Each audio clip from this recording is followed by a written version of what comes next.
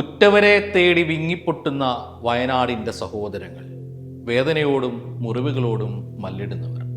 പ്രകൃതിയുടെ കലിതുള്ളലിൽ മണ്ണിനടിയിലായത് എത്ര ജീവനുകളെന്നോ എത്ര വീടുകളെന്നോ നിശ്ചയമില്ല. എത്ര പേർ രക്ഷപ്പെട്ടുവെന്നോ രക്ഷപ്പെട്ടവർ എവിടെയെന്നോ നിശ്ചയമില്ല. മരണത്തെ മുഖാമുഖം കണ്ട ഒരു നാട്.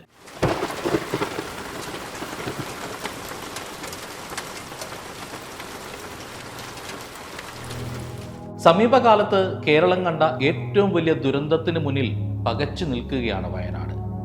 മുണ്ടക്കയിലും ചൂരൽമലയിലുമായി നൂറുകണക്കിന് വീടുകളാണ് ഒലിച്ചുപോയത്. ഉറക്കത്തിൽ ഒരുമിച്ചുണ്ടായിരുന്നവർ മരണത്തിലേക്ക് കൈവിട്ടു പോകുമ്പോൾ ജീവൻ കൈപ്പിടിയിലാക്കി കരക്കെത്തിയവരുടെ വാക്കുകൾ നൊമ്പരപ്പെടുത്തും. രക്ഷ തേടി ഓടുന്നതിനിടെ അമ്മ മണ്ണിനടിയിലേക്ക് പോയി. മകൾ ഒഴുകിപ്പോയി.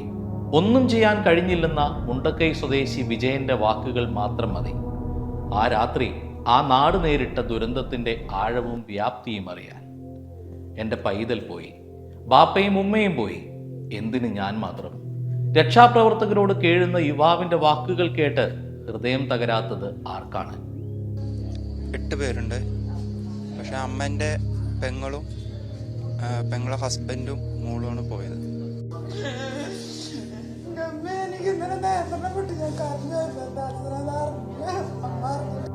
ജീവനറ്റ് കിടക്കുന്നവരെ തേടിയെത്താൻ കുടുംബത്തിൽ ഒരാൾ പോലും അവശേഷിക്കാത്ത കണ്ണീർ നൊമ്പരങ്ങൾ വേറെയുമുണ്ട്.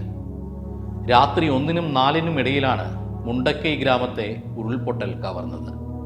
നേരം പുലർന്നു വരുമ്പോഴേക്ക് 20-ലധികം മൃതദേഹങ്ങൾ 25 കിലോമീറ്റർ അകലെ പോത്തുകല്ല് ഭാഗത്തെത്തിയിരുന്നു. എൻ്റെ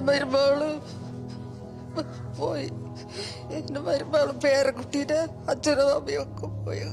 ഞാൻ ആ വീട്ടിൽ നിൽക്കാൻ പറ്റും. ഞാൻ എൻ്റെ പണി സ്ഥലത്തായിരുന്നു. മണ്ണിനടിയിൽ ശ്വാസത്തിനായി മല്ലിടുന്നവർ, കുത്തൊഴുക്കിലകപ്പെട്ട് തുരുത്തുകളിലായവർ, അവർക്കായി സമാനതകളില്ലാത്ത രക്ഷാപ്രവർത്തനത്തിന് കേരളം ഒന്നിക്കുകയാണ്. ജീവൻ പണയം വെച്ചും ദുരന്തമുഖത്ത് സഹായമെത്തിച്ചവർ, പെരുമഴയെയും മലവെള്ളത്തെയും സാഹസികമായി നേരിട്ട് രക്ഷകരായവർ. നെഞ്ചകം വിങ്ങുന്ന കാഴ്ചകളാണെങ്കിലും ദുരന്തത്തിലകപ്പെട്ട അവസാന മനുഷ്യനെയും രക്ഷിക്കാനുള്ള സാധ്യത തേടുകയാണ് ഓരോ രക്ഷാപ്രവർത്തകനും. ദുരന്തം തലയ്ക്കുമീതെ മൺകൂനയായി പെയ്തിറങ്ങിയ നാട്ടിലെ ആരും അന്യരല്ല, കൂടപ്പിറപ്പുകൾ മാത്രം.